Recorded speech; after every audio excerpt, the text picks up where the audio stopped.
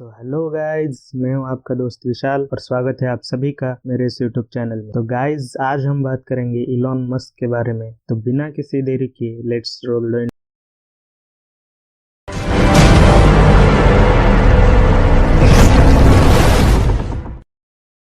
Elon Musk. तो दोस्तों, आप में से बहुत लोग इन्हें जानते होंगे और जो कोई नहीं जानते तो उन्हें मैं बता दूं कि इलॉन मस्क एक सक्सेसफुल बिजनेसमैन, एक एंटरप्रेन्योर और बहुत सारी कंपनीज के को फाउंडर एंड सीईओ तक है। अगर बात की जाए इनकी नेटवर्थ की, तो ये आज के टाइम पर दुनिया के 21वें सबसे पावरफुल एंड रिचेस्ट इंसान है। तो आइए जानते हैं कि आखिर इन्होंने एक साधारण बच्चे से यहाँ तक पहुँचने का सफर कैसे पूरा किया। तो बात शुरू होती है आज से 24 साल पहले, जब इलॉन का जन्म 28 जून 1971 में साउथ अफ्रीका में हुआ था। वैसे अगर देखा जाए तो इलॉन के पास इस वक्त 3 कंट्रीज की सिटीजनशिप है। इलॉन के पिता इरॉल मस्क, जो कि एक इंजीनियर होने के साथ साथ एक पायलट भी थे, और उनकी माँ मेई मस्क, जो कि एक मॉडल और एक डाइटिशियन भी है। इलॉन को बचपन से बुक्स पढ़ने का काफी ज्यादा शौक रहा। ये रोज दिन में 12 से 13 घंटे बुक्स पढ़ने में गवाते थे। वो कहते हैं ना दोस्तों कि किताबों से अच्छा और कोई दोस्त नहीं। इन्होंने 12 साल की उम्र में घर में बैठे बैठे एक पड़े हुए कंप्यूटर से प्रोग्रामिंग सीख के ब्लास्टर नाम का एक गेम बना डाला और एक ऑनलाइन कंपनी को $500 में बेच दिया।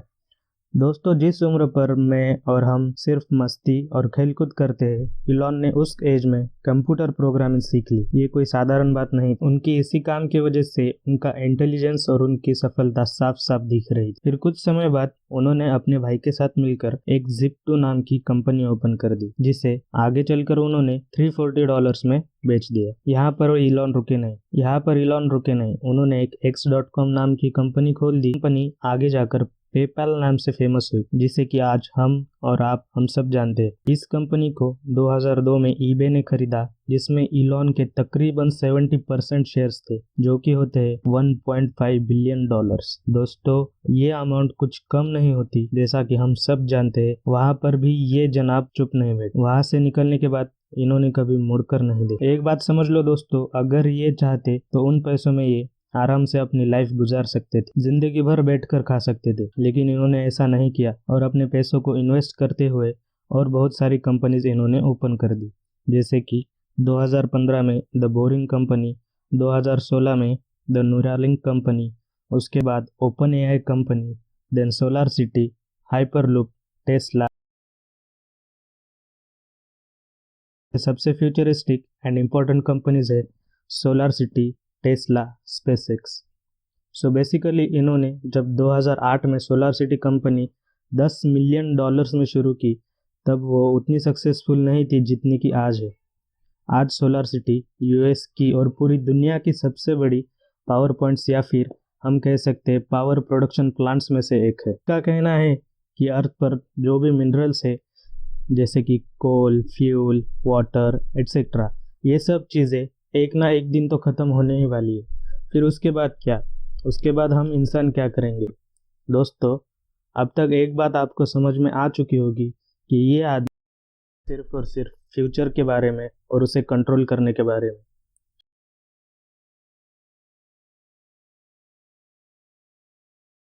अगर इसके कंपनी में कोई एम्प्लॉय बोल देना कि ये काम हो नहीं सकता, तो ये बोलते हैं नहीं होगा सोचने से अच्छा कैसे होगा और हम इसे कैसे पूरा करेंगे, इस बात पे ध्यान दो। इनका मानना है कि अगर इम्पॉसिबल काम करना हो, मतलब जो काम कोई नहीं कर सकता वो काम करना हो, तो उसके लिए एक ज़बरदस्त टीम का होना भी उतना ही ज़रूरी है।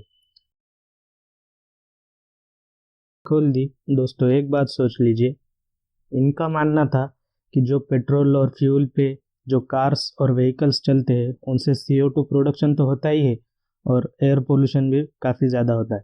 तो इन्होंने सोचा कि क्यों ना मैं इस झंझट को ही मिटा दूँ। तो इन्होंने आगे चलकर टेस्ला कंपनी ओपन कर दी। टेस्ला कार्स, जो हम सब जानते हैं कि बिना पेट्रोल डीजल चलने वाली इलेक्ट्रिक कार्स मैन्युफैक्चर करती। आप सोच रहे होंगे बिना पेट्रोल डीजल के कैसे गाड़ी चलेगी? जी हाँ मेरे दोस्त, फुल्ली ऑटोमेटिक इलेक्ट्रिक कार इन्होंने डेवलप कर दी। जल्द ही ये इंडिया में भी आने वाले हैं, क्योंकि कार्स में जो फ्यूल यूज़ होता है वो एक दिन तो ख़त्म होगा ही, और उसी के साथ साथ उसका CO2 प्रोड्यूस होना भी एक बहुत ही हानिकारक चीज़ है। और फिर टेस्ला कंपनी के साथ साथ इन्होंने 2006 में एक और कंपनी शुरू की जिसका नाम है स्पेसएक्स। एक बात मैं आपको बता दूं, ये आदमी कहता था कि मैं पूरी पॉपुलेशन को मार्स पे लेके जाऊंगा, मंगल ग्रह पे जीवन बसाऊंगा। आप सब सही सुन रहे हैं, ये कहते हैं कि मैं मंगल ग्रह पे जीवन बसाऊंगा। इस सपने को लेकर इन्होंने स्पेसएक्स कंपनी खोली। स्पेसएक्स कंपनी खोलने की भी बड़ी इंटरेस्टिंग कहानी है दोस्तों। इनका जो सपना था कि मैं मंगल ग्रह पे जीवन बसाऊंगा, अपने इसी सपने को लेकर ये गए रशिया।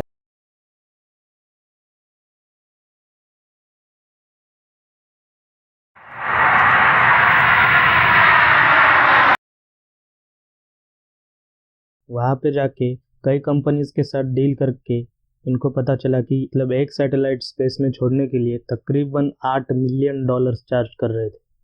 इन्हें लगा कि भाई साहब ये तो काफी ज्यादा है, तो इन्होंने सोचा कि क्यों ना मैं ही ऐसी कंपनी बना दूं। तो ये रशिया से वापस आए। फिर ऐसा सोचते ही रशिया से वापस आने के बाद दोस्तों इन्होंने दिन रात मेहनत की, दिन रात बुक्स पढ़े। 2006 में स्पेसएक्स कंपनी $100 मिलियन देकर ओपन करी। दोस्तों ये आदमी ना कभी रुकता नहीं, हमेशा जो सोचता है वो पाने के लिए पूरी जान लगा देता है और उस पर मेहनत करके अपना ड्रीम अचीव कर ही लेता है। मैं आपको बता दूं कि इन्होंने जब 2006 में फर्स्ट अटेम्प्ट में रॉकेट लॉन्च किया तब वो कुछ से रीजन के चलते क्रैश हो गया।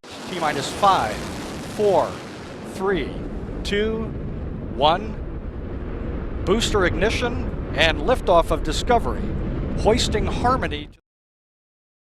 फिर इसके बाद उन्होंने सेकंड अटेम्प्ट किया और फिर थर्ड अटेम्प्ट भी किया, लेकिन तीनों बार उनका प्लेन क्रैश हो ही गया। दोस्तों 3 बार रॉकेट क्रैश होने का सब कुछ भी नहीं बचा, लेकिन फिर भी ये आदमी रुका नहीं। ये आदमी बोला बनाऊंगा और बना के भेजूंगा स्पेस में। ना अपने ड्रीम्स के लिए क्रेजीनेस मैंने आज तक नहीं देखा दोस्तों। फिर भी ये आदमी बिल्कुल भी दुखी नहीं हुआ और मोटिवेट रह के इन्होंने अनाउंसमेंट कर दी कि 4th लॉन्चिंग जल्द ही करूंगा। Yes guide, he made a crazy announcement कि 4th लॉन्चिंग जल्द ही करूंगा। इस बार उन्होंने अपना घर, अपनी कार, सब कुछ गिरवी रखा। उनके पास कुछ भी नहीं था और उन्होंने सब कुछ गिरवी रखते हुए रॉकेट लॉन्चिंग की तैयारी शुरू।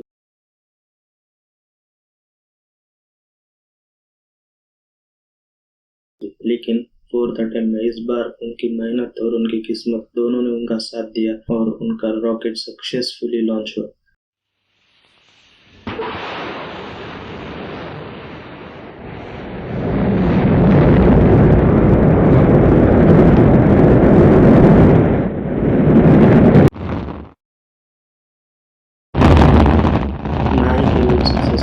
हुआ बल्कि इन्होंने अपने रॉकेट को सक्सेसफुली वापी में समुद्र में लैंड भी करवाया।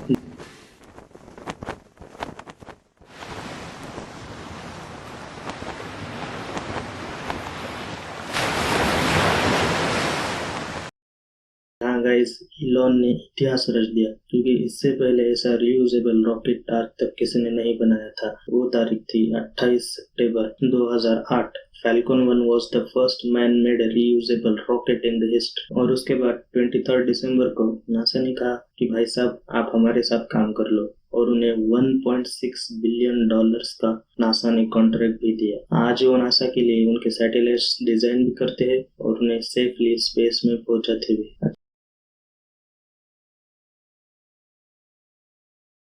अच्छा गाइस, इस आदमी की सोचना सबसे काफी ज्यादा अलग है, ये तो आप सबको पता चल ही गया होगा। तो मैं आपको बता दूं कि इलॉन मस्क सोचते हैं फर्स्ट प्रिंसिपल के साथ। फॉर एग्जांपल कि अगर मुझे कुछ काम करना है तो सबसे पहले हमारे दिमाग में आता है कि हम ये काम करें कैसे, लेकिन और जोर डालने पर हमारे दिमाग में आता है कि यार जाने दो, ये तो बहुत मुश्किल काम है, हमसे नहीं होगा। लेकिन इलॉन उसमें से फर्स्ट वाली थिंकिंग से सोचते हैं, मतलब जो काम करना है तो उसे मैं कर कैसे सकता हूँ, उसे मैं पूरा कैसे करूँ, इस पे इलॉन ज्यादा फोकस करते हैं। इनके लिए इस दुनिया में इम्पॉसिबल नाम का कोई शब्द है ही नहीं। ये कहते हैं कि मुझे वो काम करना ही नहीं जो काम करना चाहिए, बल्कि मैं तो वो काम करता हूँ जो काम करना दूसरों के लिए इम्पॉसिबल हो और जो करने की दुनिया में जरूरत हो। आपको बताना चाहूंगा कि इलॉन दिन में 12 से 15 घंटे रोजाना काम करते हैं और कभी कभी तो ये अपने ऑफिस में ही सो जाते हैं। और एक इम्पोर्टेंट बात दोस्तों, जिन्हें लगता है कि शादी होने के बाद या फिर बच्चे होने के बाद आदमी कुछ नहीं कर सकता,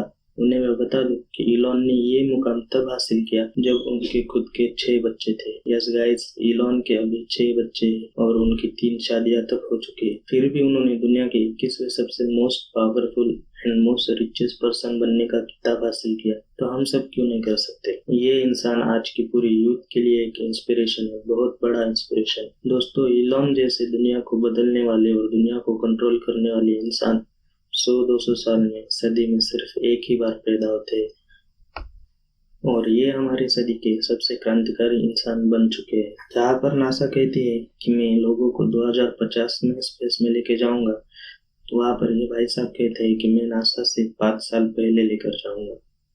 गाइस, नासा एक गवर्नमेंट बेस्ड एजेंसी होकर भी, या फिर आप कोई भी गवर्नमेंट बेस्ड स्पेस एजेंसी देख लो, उन्होंने गवर्नमेंट के साथ मिलकर भी, गवर्नमेंट फंड लेकर भी ऐसा मुकाम हासिल नहीं किया जो कि इलॉन मस्क ने खुद के दम पे, अकेले के दम पे आज हासिल किया है। रीयूजेबल रॉकेट्स बनाना एंड टेस्ला कार्स बनाना, ये सबसे पहले थिंकिंग इलॉन की ही थी और उन्होंने इसे हासिल भी किया।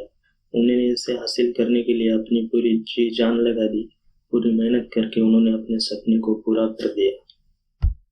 दोस्तों, उम्मीद करता हूँ कि आपको ये मेरी वीडियो पसंद जरूर आई होगी। अगर यहाँ तक वीडियो देखा है तो वीडियो को लाइक कर देना और नीचे कमेंट करके बताना कि आपको कौन सा पार्ट अच्छा लगा, और साथ ही मुझे ये कमेंट करके जरूर बताना कि अगली वीडियो आपको किस टॉपिक पे चाहिए। चैनल को सब्सक्राइब करें और बेल आइकन को जरूर दबाएं ताकि अगली वीडियो आते ही सबसे पहले वो आपके पास आए। तो मुझे दीजिए इजाजत, मिलता हूँ आपको नेक्स्ट वीडियो में। धन्यवाद।